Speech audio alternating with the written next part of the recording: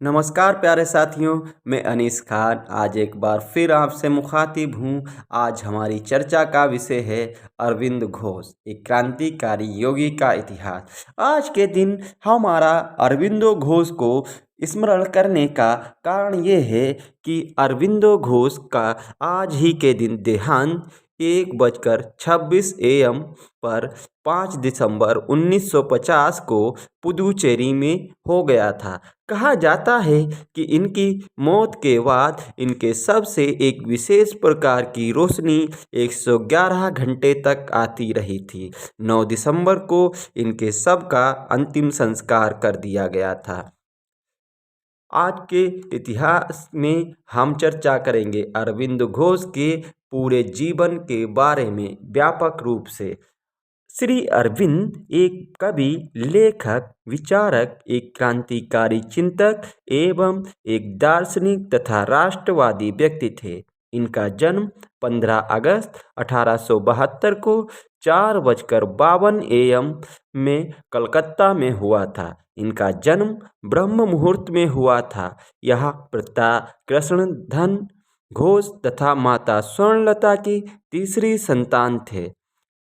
अरविंद नाम का अर्थ कमल होता है। बांग्ला भाषा में हम इनके नाम को अरविंदो प्रोनाउंसिएट करते हैं, इसलिए ही हम हिंदी भाषी इनको अरविंद घोष कहते हैं, जबकि बांग्ला भाषा में इन्हें अरविंदो घोष कहा जाता है। श्री का अर्थ होता है ग्लोरी ऑफ द डिवाइन, जो कि इनके नाम के साथ जुड़ा है। अब हम इनके शैक्षणिक जीवन के बारे में चर्चा करेंगे। अरविंदो 1877 से 1879 तक दार्जिलिंग के एक इंग्लिश बोर्डिंग स्कूल में पढ़े थे।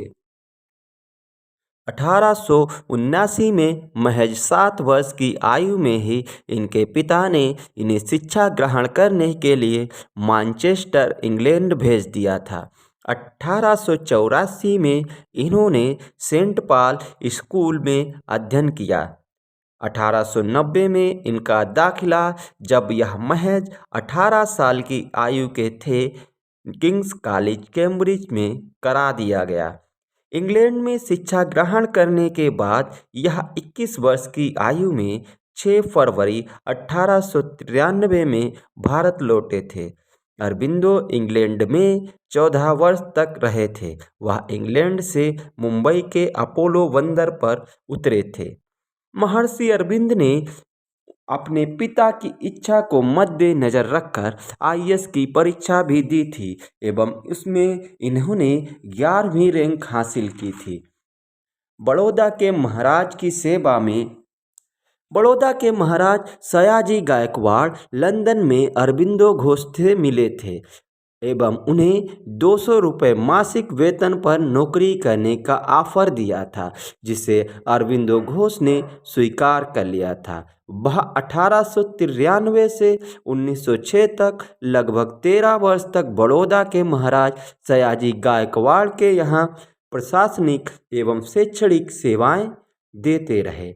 उन्होंने बड़ौदा में सेटलमेंट एवं रेवेन्यू डिपार्टमेंट तथा बड़ौदा महाराज के सेक्रेटरी के रूप में भी कार्य किया था। बाद में उन्होंने अंग्रेजी के प्रोफेसर एवं बड़ौदा यूनिवर्सिटी के वाइस प्रिंसिपल के रूप में भी अपनी सेवाएं दी थीं। बड़ौदा में निवास के दौरान ही सन 1901 में मृणालिनी से उनका विवाह कर दिया गया था। अब हम अरविंदो घोष के राजनीतिक जीवन पर प्रकाश डालेंगे। अरविंदो घोष का राजनीतिक जीवन सन 1905 में बंगाल विभाजन हुआ था। यहीं से इनका राजनीतिक जीवन आरंभ होता है। उनके भाई बारिंद घोष, जो अनुशीलन समिति के मेंबर थे, एवं उन्हीं ने अरविंद घोष को जतिन बागा एवं अन्य रेवोल्यूशनरी लोगों से मिलाया था। सन 1906 में उन्होंने बड़ौदा यूनिवर्सिटी इसीलिए छोड़ने का निर्णय लिया एवं बंगाल के नेशनल कॉलेज में प्रिंसिपल के पद के लिए अप्लाई किया, जो अभी हाल ही में खुला था।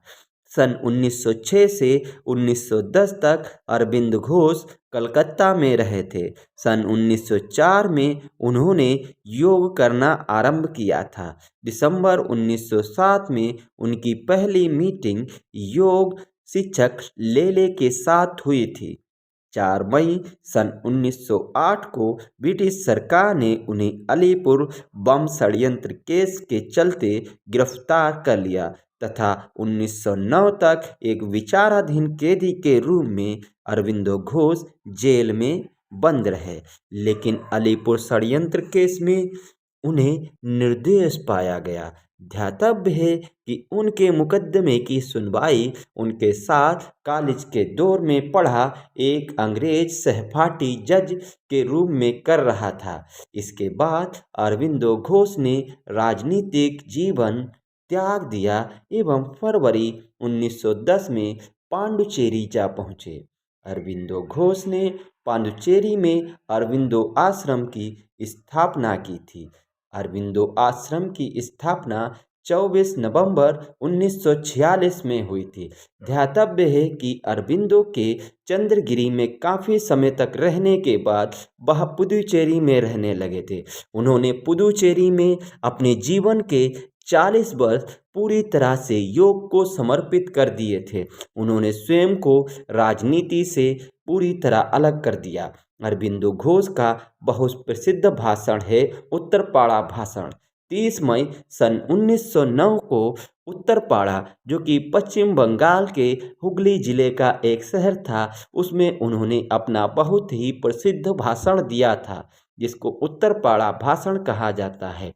अरविंद घोष एवं भाषा। अरविंदो घोष को अंग्रेजी, ग्रीक, जर्मन एवं फ्रेंच समेत 12 भाषाओं का ज्ञान था। अरविंदो घोष संबंधित अन्य महत्वपूर्ण तथ्यों की अगर हम बात करें, अरविंदो घोष प्राचीन, मध्यकालीन एवं आधुनिक यूरोप की संस्कृति के जानकार थे।